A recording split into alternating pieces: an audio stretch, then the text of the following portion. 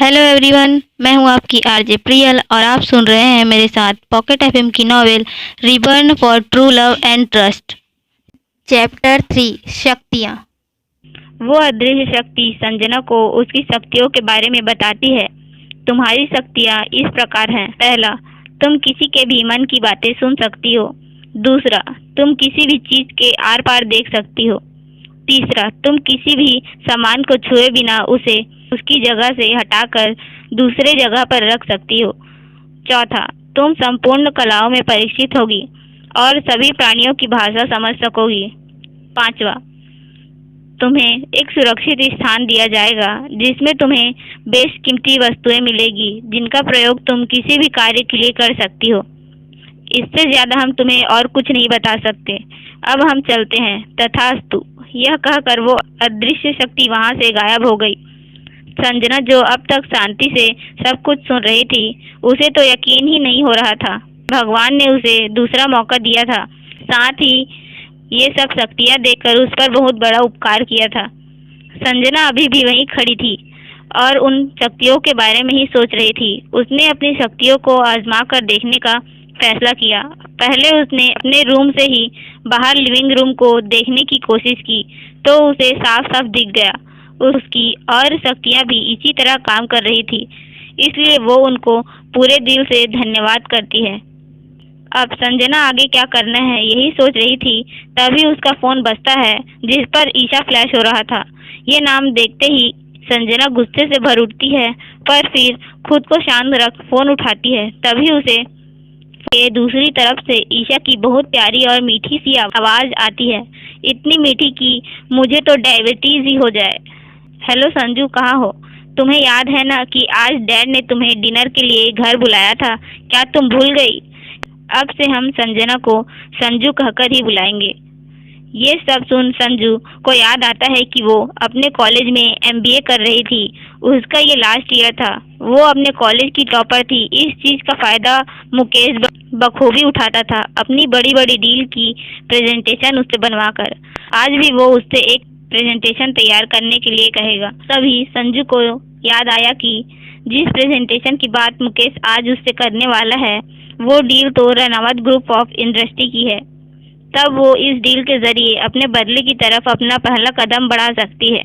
ये सोच वो एक डेविल स्माइल करती है और खुद से कहती है, रिवेंज इज बिगिन। संजू अपने ख्यालों में खोई हुई थी कि तभी उसे ईशा की आवाज सुनाई दी, जो संजू को पुकार रही थी। कहाँ खो गई संजू? मैं तुमसे कुछ पूछ रही हूँ, तुम आओगी ना? ये कहकर उसने संजू के जवाब का इंतजार किया। हाँ, मैं वक्त पर पहुँच जाऊंगी। तब ईशा ने कहा, ओके बाय। संजू ने देखा तो दोपहर के 12:30 हो रहे थे। उसने सोचा पहले लंच किया जाए। उसे बहुत जोर की भूख लग रही थी, तो उसने बाहर से ही खाना ऑर्डर कर दिया। जब तक खाना आया तब तक संजू ने अपने लैपटॉप पर आज मुकेश द्वारा दी जाने वाली डील की प्रेजेंटेशन तैयार करना शुरू कर दिया। वो इस प्रेजेंटेशन में कुछ ऐसा करने वाली थी जिससे आगे चलकर मुकेश को इस डील से प्रॉफिट की जगह लॉस ही हो। और इस गड़बड़ का पता भी उस इंसान को जब चलेगा जब वो बहुत ध्यान से एक एक पॉइंट देखेगा। तभी फ्लैट की डोरबेल बजी। संजू ने खाना लिया और डोर बंद कर दिया। अपना लंच कंप्लीट किया। उसके बाद वो फिर से अपने काम पर लग गई। काम करते वक्त उसे टाइम का पता नहीं चला। संजू का ध्यान काम से तब हटा जब उसके फोन पर अलार्म की आवाज सुनाई दी। उसने टाइम देखा तो शाम के 5:30 हो रहे थे। वो जल्दी से तैयार हुई और मुकेश के घर के लिए निकल गई।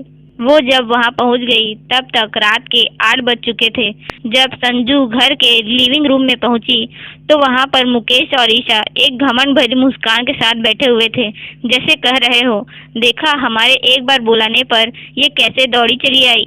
संजू उनके चेहरे को देख ही समझ गई थी कि ये लोग क्या सोच रहे हैं, पर उसने उन्हें कुछ भी जताना जरूरी नहीं समझा और जाकर उनके सामने सोफे पर आराम से बैठ गई।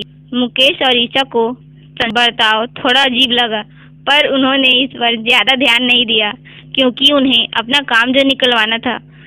मुकेश ने बात शुरू करते हुए कहा, कैसी हो संजू बेटा, और तुम्हारी पढ़ाई कैसी चल रही है। ये सब पूछते वक्त मुकेश के मन में उसका उल्टा ही चल रहा था, जो संजू साफ सुन पा रही थी। आज उसे खुद पर बहुत गुस्सा आ रहा था कि कैसे मैंने इन धोखेबाज और दोगले इंसानों को पहचान नहीं पाई। तभी संजू अपने ख्यालों से बाहर आई। उसने मुकेश को झूठी स्माइल के साथ कहा, आई एम फाइन डैड। तभी ईशा ने मुकेश की ओर देखकर कहा, चलिए डैड, डिनर लग चुका है। तब ईशा, मुकेश और संजू डिनर के लिए बैठ गए। संजू ने अपना डिनर स्टार्ट किया ही था कि तभी मुकेश ने रनावत ग्रुप ऑफ इंडस्ट्री की डील की प्रेजेंटेशन को तैयार करने के लिए संजू से कहा।